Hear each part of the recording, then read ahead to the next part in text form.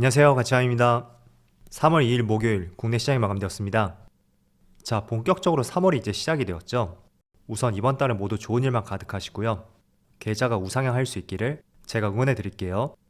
먼저 코스피를 보면 오늘 0.6%의 상승이 나왔어요. 그리고 코스닥은 코스닥은 오후장에 조금은 빠지는 모습이 나오더라고요. 제가 중간에 영상을 한번 촬영하고 있었는데 마치고 나서 조금은 당황스럽더라고요. 어쨌든 그래도 0.5%면 결과적으로 많이 빠지진 않았다, 그렇게 볼 수는 있겠죠. 그리고 시가총액 상위 종목들을 보면 오늘은 2차전지 관련주가 강세 흐름이 나왔어요. 에너지솔루션, 삼성 SDI, 배터리 셀 기업들의 흐름이 좋았었고, 또 자동차 기업들, 현대기아차가 미국 시장에서 2월 역대 판매 기록을 세웠다고 하죠. 그래서 오늘 강세 흐름이 나왔었고, 또 포스코홀딩스, 철강 기업들의 흐름도 좋았습니다. 이어서 코스닥은 반대로 장 막판에 코스닥 지수가 조금만 빠지면서 2차전지 소재 기업들 그쪽의 주가가 많이 빠졌어요. 에코프로비엠, LNF, 그리고 첨보, 이런 기업들의 주가 흐름이 좋지 않았었고, 또 게임주도 좋지 못했었네요. 그리고 이어서 코스피의 수급을 보면 오늘 모처럼 외국인이 4,700억의 많은 순매수가 들어왔고, 또 1,000억 이상 매수를 했던 게 2월 17일, 이때 이후로 거의 2주 만이잖아요.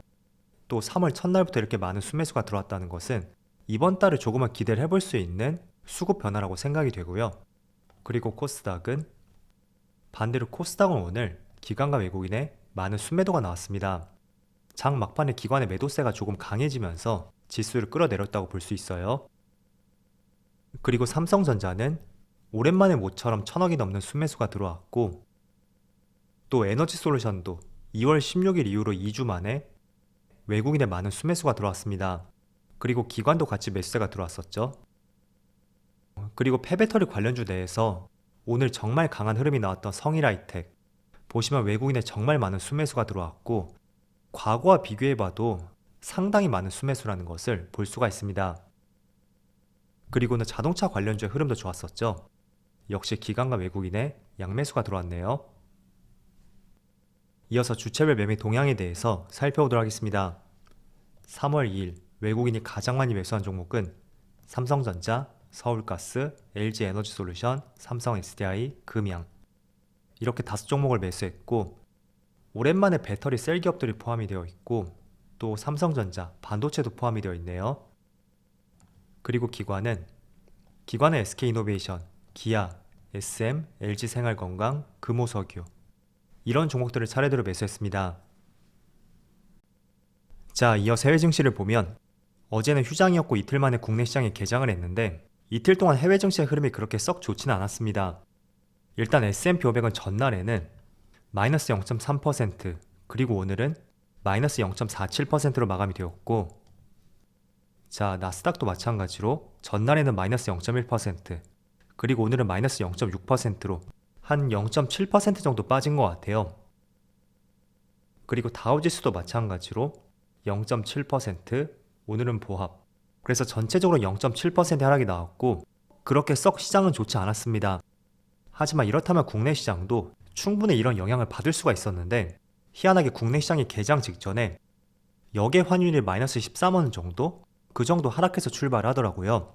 그래서 결국에는 환율이 하락한다는 것은 외국인의 적극적인 매수세까지는 아니더라도 자금 이탈을 막을 수 있는 하나의 좋은 지표가 될 수 있잖아요. 그래서 이제 전날 미국 시장 흐름이 좋지 않았다고 해도 개장 직전에 환율이 하락함에 따라서 외국인의 매수세가 들어오지 않았나, 이런 생각이 들고요. 그리고 추가적으로 일본은 보합이네요. 그리고 대만도 보합이고, 중국만 소폭의 상승이 나오고 있습니다. 그래서 전체적인 아시아 시장 흐름에 비해서는 국내 시장이 그래도 선방을 하는 것 같고, 오늘은 무엇보다도 이번 주 화요일에도 그랬던 것 같은데 2차전지 관련주가 오늘 시장을 이끌었다고 볼 수 있어요.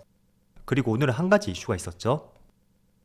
오늘 아침쯤에 종료가 되었는데 테슬라의 투자자회나 행사가 있었고, 어떤 새로운 이슈가 나오지 않을까, 이런 기대감들이 많이 높았던 시점이었어요. 그런데 우선 결과를 말씀드리면 별로 새로운 이슈는 없었거든요. 그렇지만 오늘 2차전지 관련주가 강세를 보여주고 있고, 굳이 여기서 한 가지를 찝어서 말씀드린다면 마스터 플랜 3를 오늘 공개를 했었거든요. 그런데 머스크가 10조 달러를 투자해서 에너지 저장 시설하고 친환경 전력 생산에 필요하다는 언급이 있었습니다. 그리고 부연적으로 재생에너지에 대해서도 강조를 했었거든요.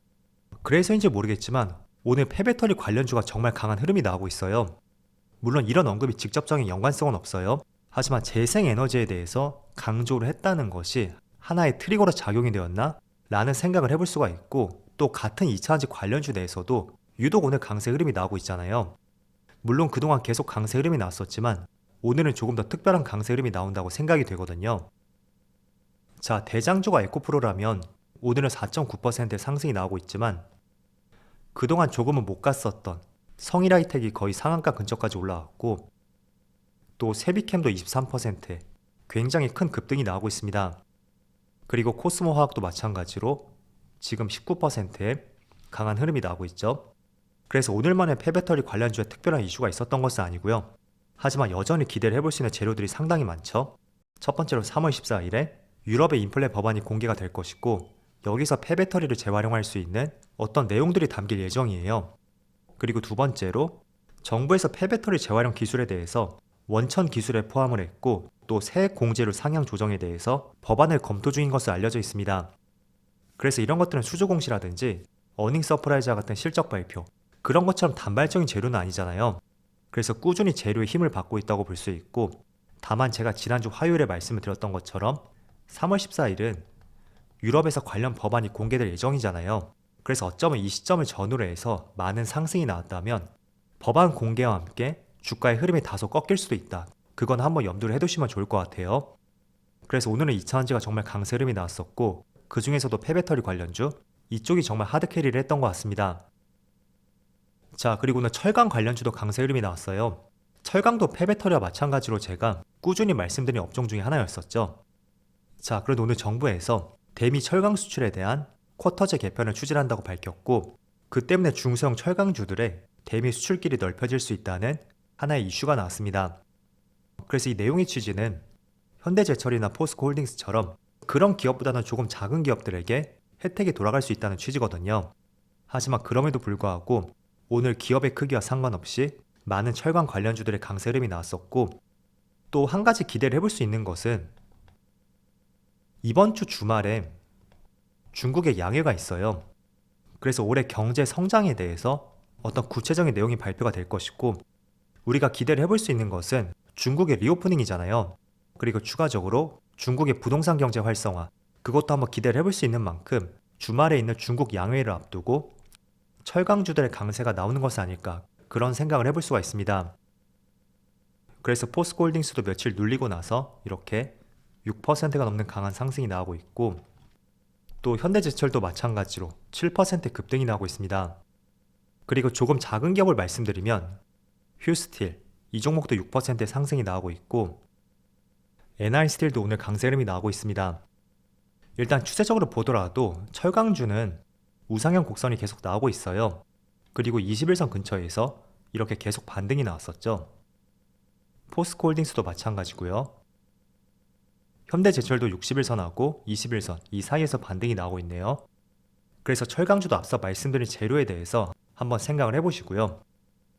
그래도 어찌됐던 간에 최근에 많은 경제 지표들이 조금 좋지 않게 나오면서 긴축의 시간이 조금은 길어졌고, 일각에서는 다음 달에 FMC에서 0.5% 인상에 대해서도 가능성이 계속 제기가 되고 있습니다. 그래서 오늘 미국의 국채금리도 보면 정말 오랜만에 4% 이상을 상회하면서 경제 지표를 보면 작년을 계속 떠올리게 만드는 것 같아요.